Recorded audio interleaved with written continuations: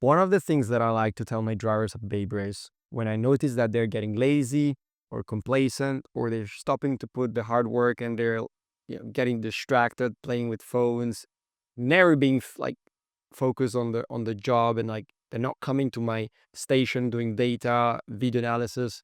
They are pretty much playing around and just like they're going on the track, but they don't really know what they're doing. They're just like putting the helmet like 1 minute before driving, and they just take off the helmet and go play again. Like in that case, when I notice that the kids are not putting in the work, I'm gonna go up to them like, hey mate, so you know what?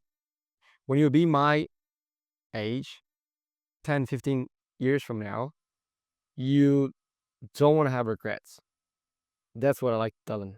Like, you don't want to waste any chance, because you can't give for granted that you'll be racing 5, 10 years from now. Listen, it's the statistics are very, very brutal. Only one driver out of 8 billion people gets to Formula One every year. Only one new driver per year on average. Sometimes two, sometimes zero. So being only 22 seats in Formula One, then it's not only Formula One.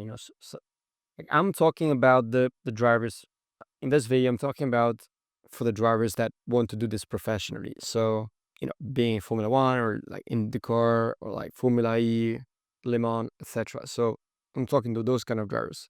You can't give for granted that if you're 10, 11, 12 years old, you can't give for granted that in 10 years you'll be racing and either professionally or still, non-professionally. So like still having to bring the budget to the team, etc.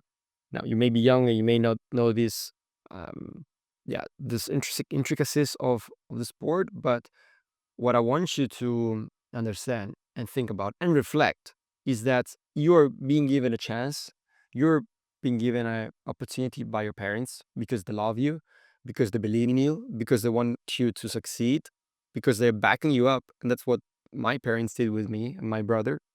And I'm fully grateful to my father for introducing me to this sport for the first time. And if he didn't introduce me, I would have never been here talking to you about karting. I would be doing something totally different with my life. And guess what? I really don't know what I would be doing.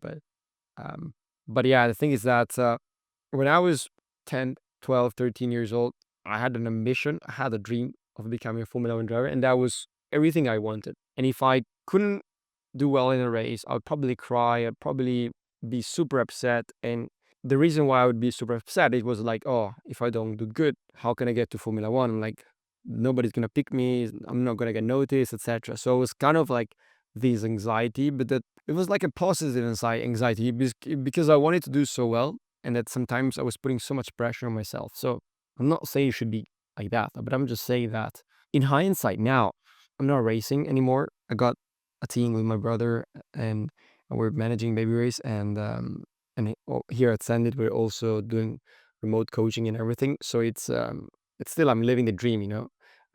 It's a different dream because my initial dream was to become a Formula One driver and to race again and again against my fellow teammates or competitors back then.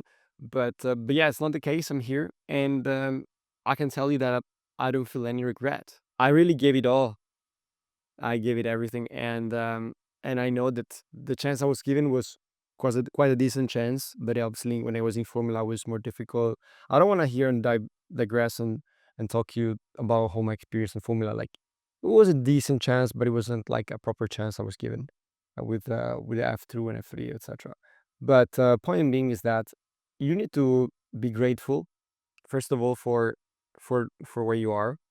Okay, so everyone may come from different backgrounds. You may be part of a really wealthy family, and like racing for you, it's like racing for your parents is just like pastime. It's just like a hobby, and just like the whole family enjoys coming to the racetrack. And just, I mean, if you wouldn't be doing like, then your father would be doing or something. Like, you may be in this kind of situation where you may still be backed to race for years and years and years, even if results are not coming. That could be a very luxurious situation to be in.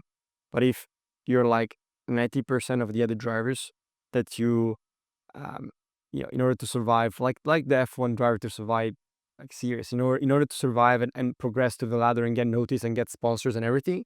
If you're one of those 90% of drivers that need to rely on that, you need to perform. And I'm not here to put you pressure. Honestly, like there's already pressure from all the people around you, and I'm not here to do that. But the point being is that, yeah, you just, when you're on the track, please, I ask you to give your absolute everything. Give it all. Put in the hard work. Spend 1 extra minute per session on the data rather than 1 minute less. Spend 1 minute more talking to your mechanic about setups than 1 minute less. Spend 1 minute more watching your onboard videos than 1 minute less. Spend 1 minute more watching the other drivers on the track, trying to learn from them than 1 minute less. Don't waste any chance. Don't waste any opportunity. Don't get second chance in life. And there's no replay button. That's what I'm learning more and more over the years. Even though I'm about to turn 27, I'm not that old, but I'm starting to amass some experience, and with the experience comes some wisdom. And I think, yeah, you don't get a second chance. That's a pretty important concept to remember. And you'll see that time flies very quickly after when you get a little bit older, when you get towards your 18-year birthday, you start to get like the years are gonna fly quite quickly. But I don't want you to think about it right now. And what I'm just saying is that when you go to the track, please do me a favor. Just don't mess around. Just try to focus on the work at hand. And it doesn't mean you have to, like, doesn't mean like, oh, you're stressed, you're being put pressure on you, and it's like that's not good for you.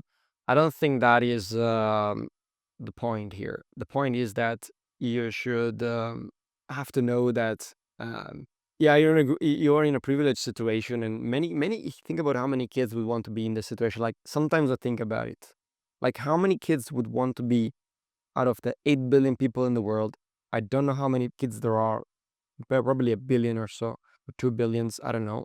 And there, among all of these kids, imagine how many of them would want to be in your situation, driving carts at high speed and like traveling the world and just like, spending time with the families abroad, etc., meeting different people, cultures, and at the same time having the chance to make a name of yourself and like, become a legend. So think about these opportunities you have. It's not something you should be underestimate. So take the opportunity with both hands, and when you're on the track, remember about that. Don't get too complacent. Don't get lazy. Don't be playing around and just like losing your focus.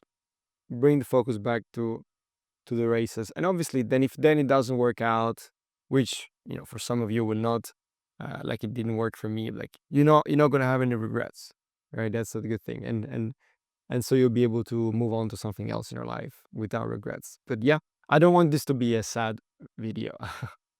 I'm actually quite down to earth, and I wanted to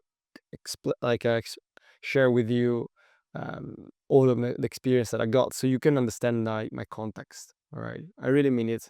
So for the few ones that are still watching this video, let me know in the comments if you have any ideas about it, or if you have a different view on it. I'll be happy to continue the conversation. So I'll see you.